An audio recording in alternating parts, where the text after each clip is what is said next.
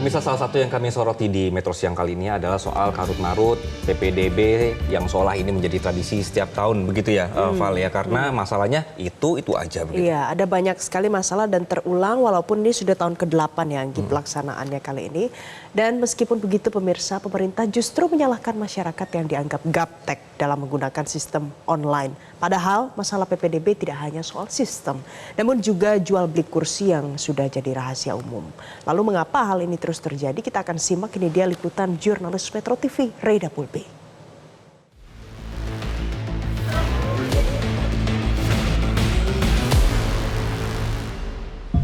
Jelang tahun ajaran baru, permasalahan PPDB selalu saja berulang. Permasalahannya pun tak jauh-jauh dari zonasi, aplikasi yang error, nama yang hilang, hingga jual beli kursi. Lalu sebenarnya apa yang membuat permasalahan ini seolah jalan di tempat dan membuat generasi penerus bangsa kena getahnya?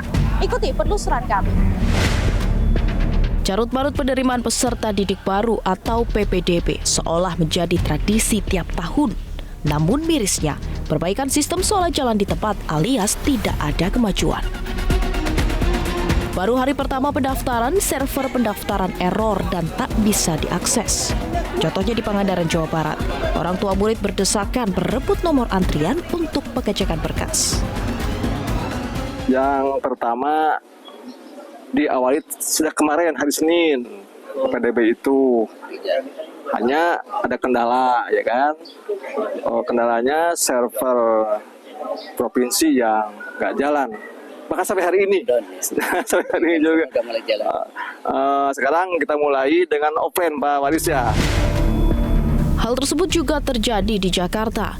Wakil Kepala Sekolah Bidang Kesiswaan SMA AN 78 Jakarta, Triyono, membenarkan ada error pada sistem pada hari pertama PPDB. Oh iya, ingat memang begini, pada saat hari pertama itu ada sedikit gangguan servernya atau webnya itu agak down waktu itu, sehingga itu menimbulkan sedikit masalah, Mbak. Tetapi alhamdulillah langsung dapat diatasi sih waktu itu, Mbak. Tim Metro TV mendatangi posko pelayanan PPDB Suku Dinas Pendidikan Wilayah 2 Jakarta Barat dan bertemu sejumlah orang tua siswa yang kebingungan menggunakan sistem PPDB online. Misalnya Putri yang baru pertama kali mendaftarkan anaknya Maria untuk masuk SMA negeri yang sebelumnya bersekolah di swasta. Jadi saya kemarin bermaksud mendaftarkan ke sekolah negeri, tapi karena saya sebelumnya pengalaman di swasta saya tidak punya pengalaman untuk PPDB di negeri, kemudian saya kurang informasi mengenai pembuatan akun dan sebagainya.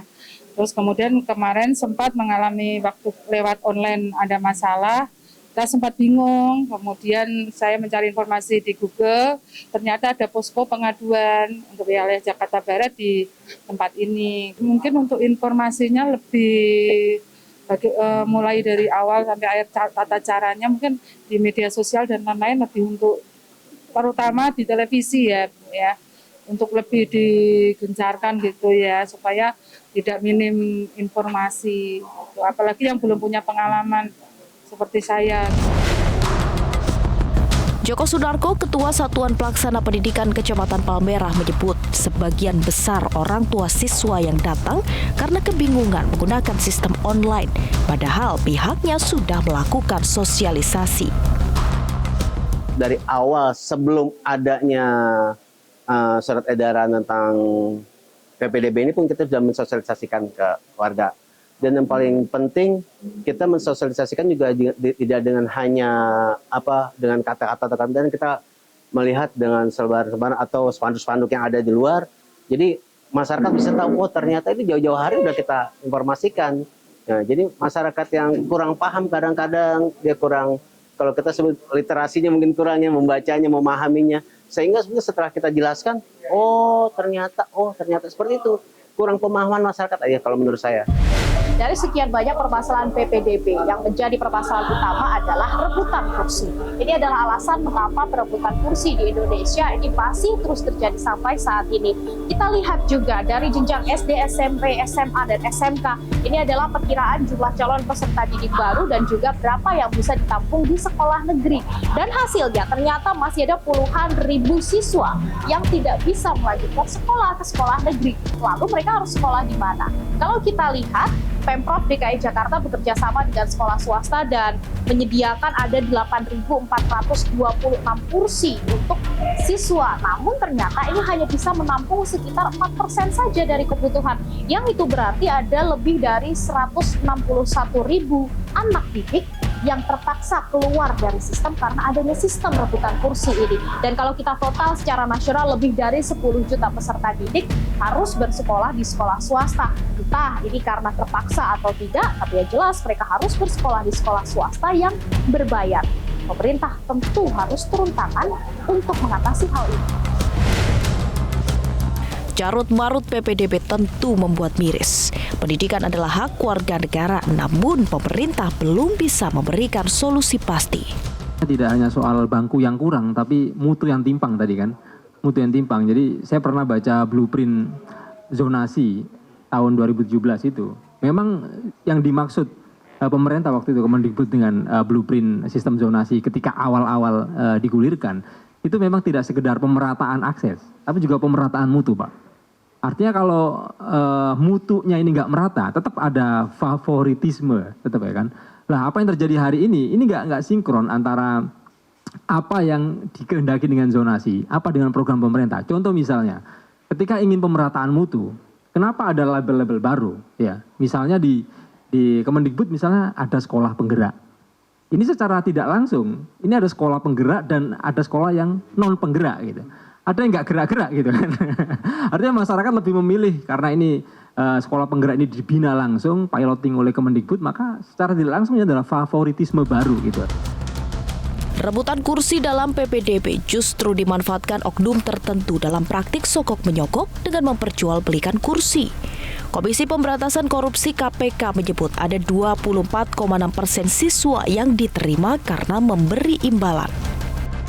Dari hasil PAIS tadi ada 24,6% guru-guru menyatakan bahwa di sekolah kami, gitu kan, di sekolah kami itu masih banyak kurang lebih tadi yang diterima karena memberikan imbalan tertentu.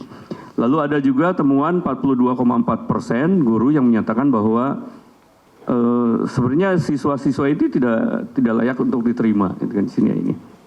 Tetapi tadi dengan cara memberi dengan yang lain-lain tadi itu tetap diterima menjadi siswa di sekolah tersebut, gitu sini. Kami mencoba mengkonfirmasi hal tersebut kepada Dinas Pendidikan, namun hingga berita ini ditayangkan belum ada tanggapan. Ketidakwarasan adalah melakukan hal yang sama dan berulang-ulang, tapi mengharapkan hasil yang berbeda. Jadi kita sudah tahun ke-8 nih melaksanakan PPDB zonasi, tapi masalah utamanya itu nggak pernah diberikan solusinya. Masalah utamanya adalah di Indonesia itu kekurangan jumlah bangku dan jumlah sekolah untuk menampung seluruh anak-anak Indonesia. Jadi di Indonesia ini mungkin salah satu negara yang untuk sekolah saja harus dipilih-pilih dulu, harus diseleksi dulu. Kalau di negara lain rata-rata kalau anak itu mau sekolah, ya tinggal datang ke sekolah, pasti diterima.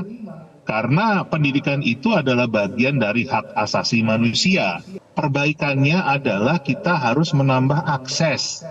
Kita harus membuka sekolah baru, kita harus membuka bangku-bangku baru untuk semua anak Indonesia. Karena itu apa yang tertera di dalam konstitusi. Meski PPDB selalu bermasalah tiap tahunnya, namun sekolah negeri masih menjadi pilihan. Salah satunya karena biaya yang murah. Satu, menurut saya kan saya ke keluarga kurang mampu, jadi untuk dia dapat negeri lah anak saya kan. Kalau untuk swasta kan nanti biayanya gede, apalagi kan cuma ojol kerja saya. Gitu aja, Mbak. karena di negeri itu mungkin lebih terjamin ya, apalagi untuk mengikuti pemerintah. Kita mau nggak mau kita harus terus mengikuti ya. Kita juga kemungkinan kalau sekolah negeri itu enaknya kita dekat dari rumah. Gini ya, saya makan sekolahan cucu negeri ya, satu bapaknya nggak punya.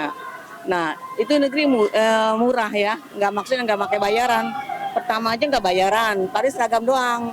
Kalau swasta pertama aja udah 2 juta, 3 juta, bingung. Nah sedangkan uang untuk bulanan bayar juga. Itu bangun bulanan paling murah 500 untuk swasta tuh. Tapi kita nggak sanggup kalau swasta gitu. Pendidikan merupakan hak anak bangsa. Jangan sampai ada persaingan yang tidak sehat di dalamnya, apalagi karena sistem yang sebenarnya harus diperbaiki. Pemerintah harus turun tangan dan jangan jadikan permasalahan PPDB seolah tradisi tahunan. Dari Jakarta, Tim Liputan Metro TV. Pemirsa, kita harus jeda terlebih dahulu. Anggi, nanti usai jeda ada ulasan apa lagi, Anggi? Ya kalau tadi pusing soal PPDB yang online, bingung servernya bagaimana. Jelajahi cara baru mendapatkan informasi. Download Metro TV Extend sekarang.